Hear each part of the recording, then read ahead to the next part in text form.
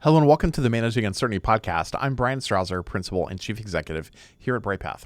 In this episode, I want to talk about building a dream team. How do you build a high-impact, future-focused team that transforms the way that you think about resilience and leaves a legacy for you when you have moved on to whatever is next in your own career, personally and professionally? Today's episode is really personal for me because this topic is one that is near and dear to my heart. And building a dream team is something that is not just something abstract, but it is about working hard in the trenches through expertise, through coaching, through mentorship, and having a vision for the direction and the long-term leadership in resilience and security in your organization. I'm going to take you back to my time at a Fortune 30 retailer a little bit and the impact of one of my leaders, the chief security officer, whose approach to building a high-performing team still shapes the way that that industry, corporate security, is thought of today. So earlier in my career, you've heard me talk about elsewhere in other episodes and articles, I spent 21 years at a Fortune 30 retailer in the corporate security function, initially out in the stores, and then later corporately at headquarters, eventually becoming a direct report of the chief security officer. And I was fortunate there to be a part of a very transformative era, not just where the retailer was growing by leaps and bounds and brought all of the complexity and scaling challenges with that. But also it was a place where the security function and the resilience function that ultimately I helped to build and lead wasn't just about policies and procedures and compliance and beating people up and finding things that were wrong, but it was also about strategy and innovation and influence in the organization. My leader at the time, the chief security officer, had a unique lens. He wasn't just thinking about the roles that he was trying to fill and the roles in the organization that needed filling, but he was finding ways to build for the future and shift functions and talent around until he got the things that he needed to move the organization forward.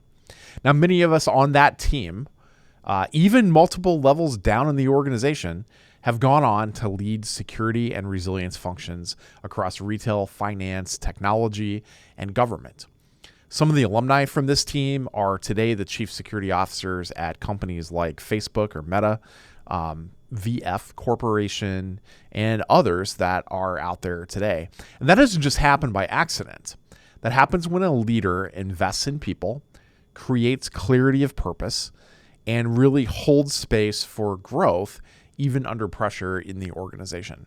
Those were my transformative professional years where I moved from role to role in a somewhat organized fashion in order to build my own professional capabilities and then go implement things as a leader in the organization at a more senior level, which for me was to build and lead the resilience function at this Fortune 30 retailer.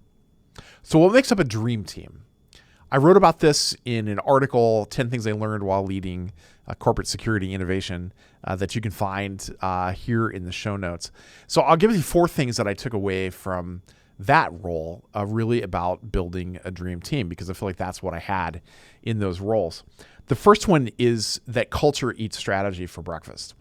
That you can have whatever strategy that you think is going to be what you need to move the organization forward, but your culture is more important than that strategy. The culture is what people will do when no one else is looking. So we built a culture when I led innovation of risk-taking, of being willing to go out and break things and be okay with the solution not working in the name of trying to figure out how do we keep advancing the organization. The second is when you're hiring someone, you have to hire for potential, not just credentials. What I mean by this is it's great. Yes, you have to find somebody who can do the job, but you also need somebody who can grow. And if your company is in growth phase, you need folks who can grow and do more within the company and take on these bigger roles over time. No one's going to want to be stagnant. Very few people, I should say, will want to be stagnant in their roles. Third is that healthy tension is appropriate and you should encourage this. Risk and innovation thrive in that kind of tension. And so you have to create that tension in order to move the organization forward, which is something that my leader really excelled at, creating effective tension. And fourth, that leadership isn't just about controlling the narrative. It's about empowering the team and about empowering that narrative that you need to use to move the organization forward, to take risks, to build the culture that you're looking for. A great team that you're building has complementary skills. More importantly, though, it shares trust where you each have each other's backs. And you just can't scale a resilience function if you're constantly second guessing each other along the way, and certainly not during a crisis. So what are some tactics that you can use to build your dream team today? Well, first is to think long term. Who on your team could lead your function in the next 2, 3, 4, 5 years? You want to build for that. Who's going to grow on your team and do more down the road? Build for that.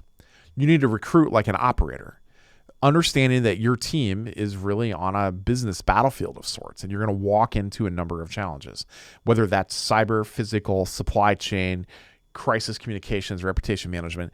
You're going to have challenges. You need to recruit with an eye on those challenges. Third, that mentorship and coaching is not optional. You need to make time to mentor and coach your team. You need to connect your team with others who have strengths that you don't. And you want to continue to build that bench strength internally and intentionally for your team. And lastly, you want a mix of backgrounds, and that is a feature, not a flaw. People with different backgrounds will bring different experiences to the team. Law enforcement, business, military, technology, HR. All of them see risk in a different way. All of them think about managing risk in a different way. Getting a mix of those experiences and backgrounds and upbringings give you an advantage that you don't have if everyone has exactly the same background. In resilience work, you're managing uncertainty every day. And I want to connect building that dream team with managing that uncertainty. This gets easier when you have the right people in the trenches next to you. People who are calm under pressure, who can challenge assumptions, and who understand the mission that you are setting forth for your team or your organization. We say this all the time here at BrightPath, but strategy only works if you have the people necessary to carry it forward. And that starts with how you build your team. That's it for this edition of the Managing Uncertainty podcast. I'll be back next week with another new episode. Be well. Thanks for watching our video. To learn more about how to manage uncertainty and disruption in your organization, be sure to like, follow, and subscribe to our video channel. And here are a few more videos that we've selected that will help you learn more about business continuity, crisis management, and crisis communications.